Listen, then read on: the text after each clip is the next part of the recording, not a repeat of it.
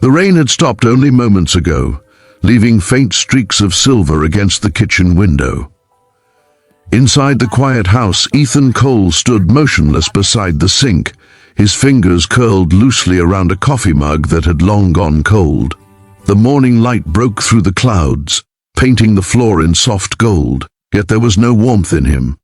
The silence of his small suburban home was heavy, too heavy for a man who had once been surrounded by laughter, love, and the sweet chaos of family. 2 months. That's how long it had been since the divorce papers were signed, since Olivia had walked out, leaving behind not just him, but also their 7-year-old son, Noah.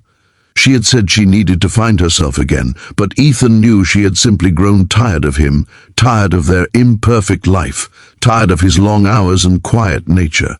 What she didn't realize was that in her search for freedom, she'd left behind 2 broken souls struggling to breathe. Ethan tried to build new routines, filling his days with work and his evenings with small attempts at stability. Dinner, homework, bedtime stories that always ended with Noah whispering, "When's Mom coming back?" Every night, Ethan would lie and say soon, even though he knew it was over. And then, on an ordinary Saturday morning, just as Ethan finished folding Noah's school uniform, there was a knock at the door. He frowned, surprised. Few people came by anymore. When he opened it, his heart stumbled. Standing there was Amelia Hart, Olivia's younger sister. Before we go on, if you believe in kindness, forgiveness, and the beauty of second chances, please take a moment to like, comment, share, and subscribe to Kindness Spark. Let's keep stories like this alive and spreading hope in the world. Amelia looked nothing like the last time Ethan had seen her. Gone was the carefree college student with dyed pink hair and a camera always slung around her neck. Now she stood quietly, dressed simply in jeans and a cream sweater. Her eyes soft yet uncertain. In her hands was a small paper bag from the local bakery. "Hey, Ethan," she said gently. I brought some muffins. Thought maybe Noah would like them." For a moment, Ethan could only stare. Seeing her felt like a ghost from a life he was trying to forget. But Noah's laughter broke the tension as he ran to the door, his face lighting up. "Aunt Amelia!" he shouted, wrapping his little arms around her. The way she knelt, hugging him tightly, something in Ethan's chest cracked open. They came inside.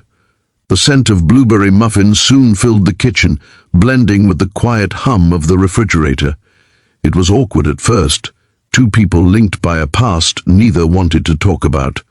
But Amelia didn't push. She listened, she watched, she noticed how tired Ethan looked, how the dishes piled up, how the walls felt empty of joy.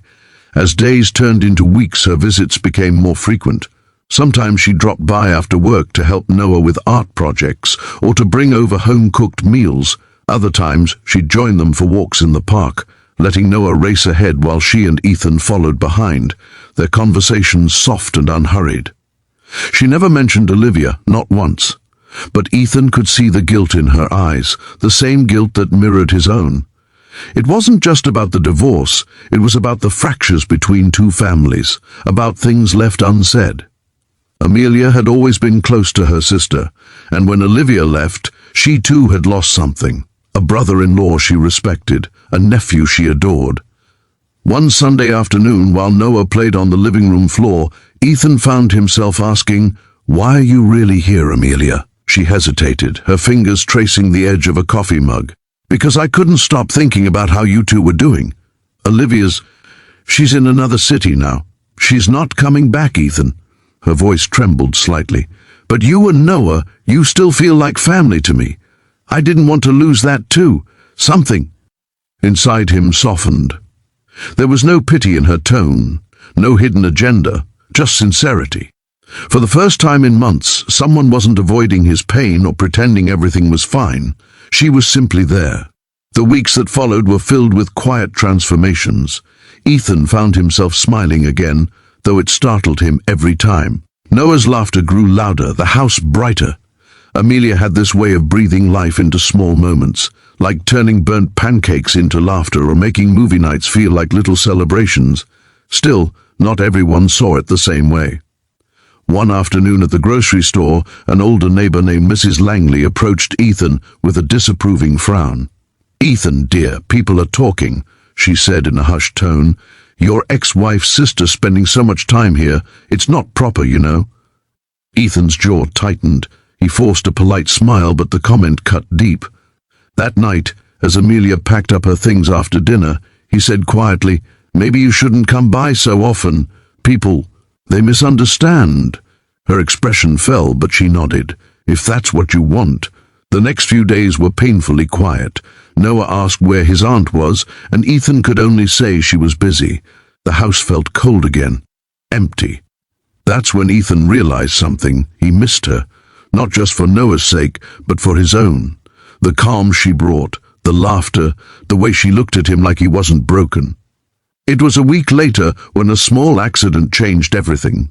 Noah fell off his bike in the park and hurt his arm. It wasn't serious, but Ethan's heart raced as he carried his crying son into the emergency room. He was still filling out the paperwork when a familiar voice called his name. Amelia rushed in, breathless, eyes filled with worry. "I saw your car outside," she said, dropping her bag. "Is he okay?" Ethan could only nod, his throat tight, watching her comfort Noah, whispering gently to calm him down. Something inside him finally gave way. When they stepped outside later, under the fading daylight, he turned to her. "I was wrong," he said softly. "You belong here, with us." From that day forward, Amelia became a constant part of their lives again, but this time with unspoken acceptance. They didn't define what they were, family, friends, or something in between, but they built a rhythm that felt healing. Months passed, seasons changed.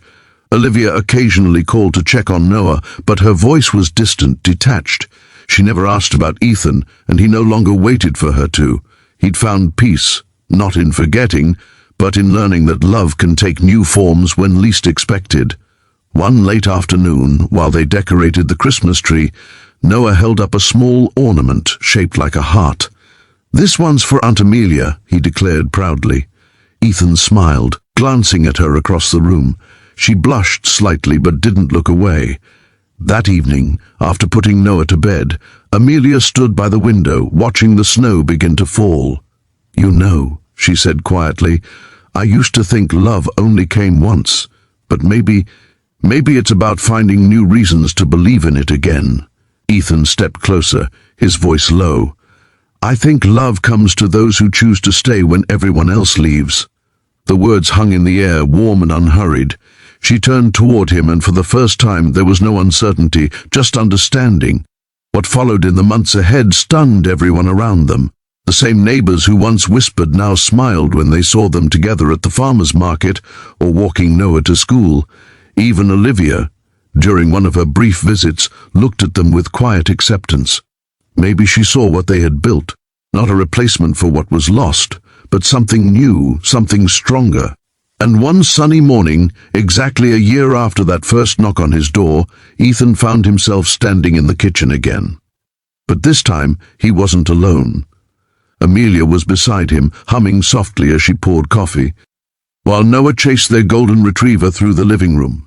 The house was full of life again, full of sound, full of love.